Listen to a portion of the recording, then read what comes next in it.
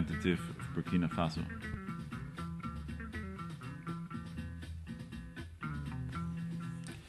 Monsieur le Président, ma délégation souscrit aux déclarations prononcées par l'Irak au nom du G77 plus la Chine et par l'Égypte au nom du groupe africain. Monsieur le Président, la 63e session de la Commission du développement social qui se tient en prélude au deuxième sommet mondial sur le développement social, prévu en novembre prochain, constitue une belle opportunité pour partager nos vues, nos expériences, nos préoccupations et nos attentes, notamment les aspirations profondes de nos braves populations avec tous les partenaires au développement. Monsieur le Président, de nombreux États membres de l'Organisation des Nations Unies, notamment ceux de la région du Sahel, font face à des défis dont celui de l'insécurité qui fragilise les cohésions sociales, les stabilités et compromet durablement les développements.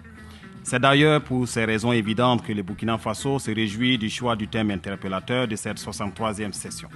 Monsieur le Président, la mise en œuvre de la déclaration de Copenhague sur le développement social et du programme d'action du sommet mondial de 1995 présente un bilan d'étape mitigé car, bien que des engagements ambitieux aient été pris par 117 pays pour éradiquer la pauvreté, promouvoir l'égalité des sexes, assurer l'accès aux services sociaux de base de qualité et garantir un emploi décent, de nombreux défis persistent.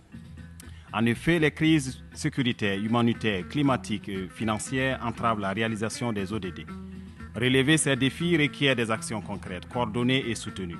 En cela, le deuxième sommet nous offre l'opportunité de définir un nouveau contrat social qui devra insuffler un élan particulier en vue de la réalisation des aspirations profondes de nos populations, tout en tenant compte du pacte de l'avenir. Il s'agira de réduire la fracture numérique, de promouvoir une économie plus solidaire qui favorise la croissance durable, de réduire les impacts du changement climatique, d'accorder la priorité aux investissements sociaux, de garantir la participation des personnes handicapées et de celles âgées à la vie sociale, et d'impliquer les jeunes dans les instances de prise de décision. Pour les réalisations, ces actions nécessitent des ressources adéquates assorties des mécanismes de réduction des comptes. Monsieur le Président, le Burkina Faso s'est engagé dans la mise en œuvre de la déclaration de Copenhague et du programme d'action sur le développement social ainsi que de l'agenda 2030. À cet effet, le plan national de développement économique et social 2021-2025 et son plan d'action pour la stabilisation et le développement place l'humain au cœur des politiques publiques avec un accent particulier sur l'inclusion sociale et la résilience face aux crises.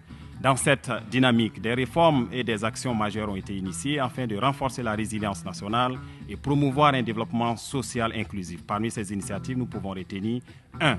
L'offensive agro-silvopastorale qui a permis, entre autres, l'accès aux moyens de subsistance des personnes déplacées internes et une hausse de 18% de la production céréalière. 2. Le renforcement des mécanismes de solidarité nationale, notamment à travers la mise en œuvre de la stratégie nationale de relèvement des PDI et des communautés d'accueil. 3.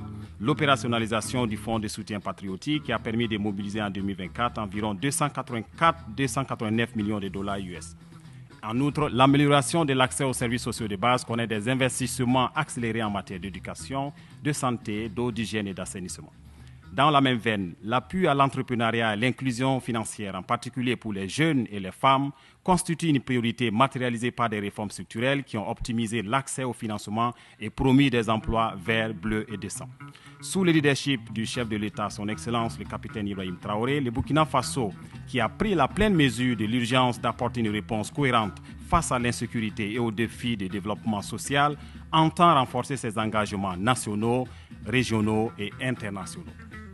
Monsieur le Président, le Burkina Faso reconnaît l'importance du multilatéralisme, un levier essentiel pour coordonner les efforts mondiaux et maximiser l'impact de nos actions en faveur du développement social. C'est pourquoi mon pays salue le rôle central des Nations Unies dans la promotion de l'inclusion, de la cohésion et du vivre ensemble. À cet égard, le Burkina Faso encourage l'ONU à poursuivre ses efforts pour intégrer davantage les spécificités nationales dans ses approches. Cette démarche est cruciale pour concrétiser nos ambitions légitimes dans le cadre de la décennie d'action. Je vous remercie.